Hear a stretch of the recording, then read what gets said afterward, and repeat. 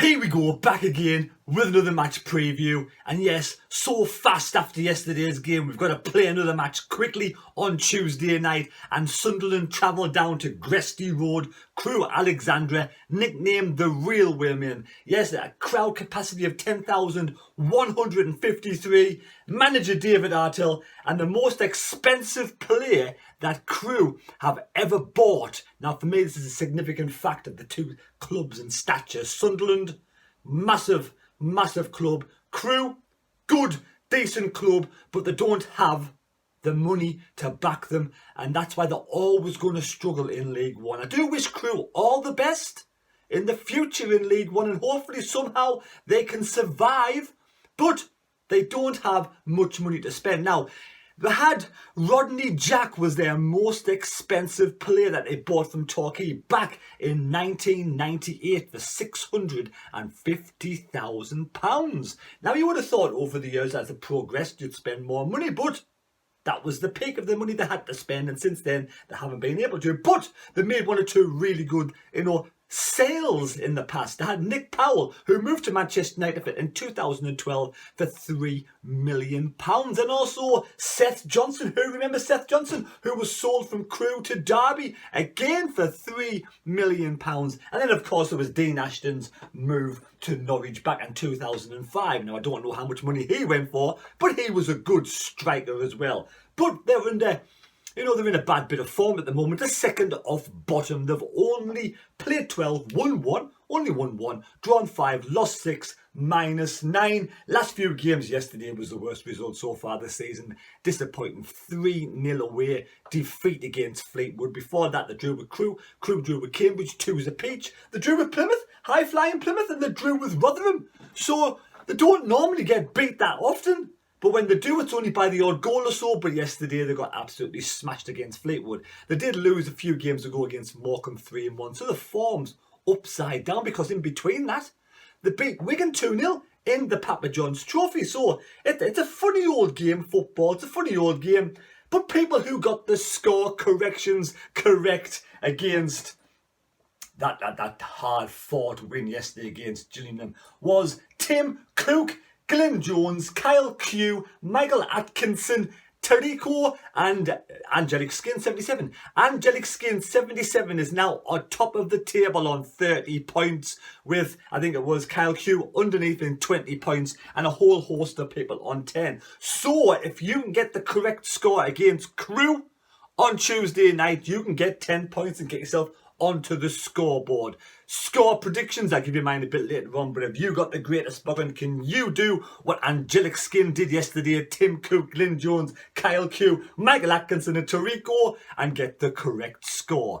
Good luck. Now, yesterday's result, there's lots of players we can thank. I'd give Tom Flanagan man of the match. And I like his post-match interview afterwards. He does talk really well. I wish him all the best, Tom Flanagan. He has come into his own this season. And yesterday, he put his body on the line. But another player that's doing really well, yes, it's Ronny Hoffmann. And I didn't give enough credit yesterday to his performance, as I had a few beers and I just forgot about it, to be honest. But it was a great performance by Hoffmann. 1 or 2 fantastic sakes.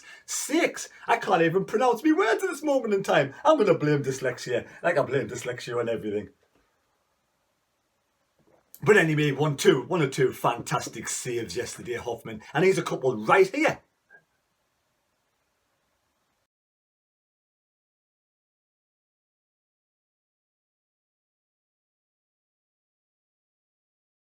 Now, Hoffmann is aged 22 and weren't they fantastic saves? He is 6'4" tall. He doesn't look that tall, but when you see him in stature the same size as Tom Flanagan, he is exactly the same height as Tom Flanagan, and Tom Flanagan is 6 inches.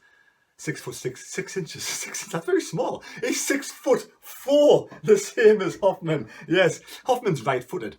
Now, he was disappointed after yesterday's game, even though he made some absolutely world-class saves. Now, he was disappointed because his kicking wasn't great. He kicked 1 or 2 out of play, and he was really harsh on himself, said Lee Johnson. So, he wants to become a world-class goalkeeper, and I'm sure he can. He was born in Rostock in Germany, where he started off his career in 2005. He was there 4 years with his local side. Then he was moved to Hertha BSC, and he stayed there 4 years till Leipzig came in, the next step up, and he was there a couple of years. And then Bayern Munich came in, put him in the B side of Bayern Munich 2, and he was in there for a couple of years. Then he moved to the A team, where he was, Manuel Neuer's protege. So he's got really good credentials, and he's come to Sunderland to earn his trade, to learn his trade, to learn about first team football, and the games won't come any tougher than Gillingham, the physical side of Gillingham yesterday. There's some physical teams, and he'll learn, and for me, he'll become a better player now. He's under contract with Sunderland on loan for 1 year to June 2022,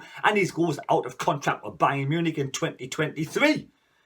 Option is to buy him. Now, if he continues to play where he's playing, I personally think Bayern Munich might take him back. But do Bayern Munich have 1 or 2 other really good, young, talented goalkeepers coming through? And do they think that if Hoffmann, stays at Sunderland for a season, and it's only so that he will sell on to Sunderland? But if he has an absolutely world-class, out-of-his-skin season, I think Bayern Munich will definitely take him back, no matter how much money we offer, because Bayern Munich, one of the world-class top sides, and I think if a young lad comes through in Germany, they're going to try and keep him in German side. He's been learning from Neuer probably retiring, I don't know how many years' time, but this could be the lad who takes over from Manuel Neuer in Bayern Munich. But it would be great to see him, continue in the run of form that he's doing and have a fantastic season. And for some reason, Sunderland can get him. That would be amazing. Now, it's going to be difficult. It's going to be difficult to get us promoted this season, but with performances like Ronny Hoffmann's yesterday's performance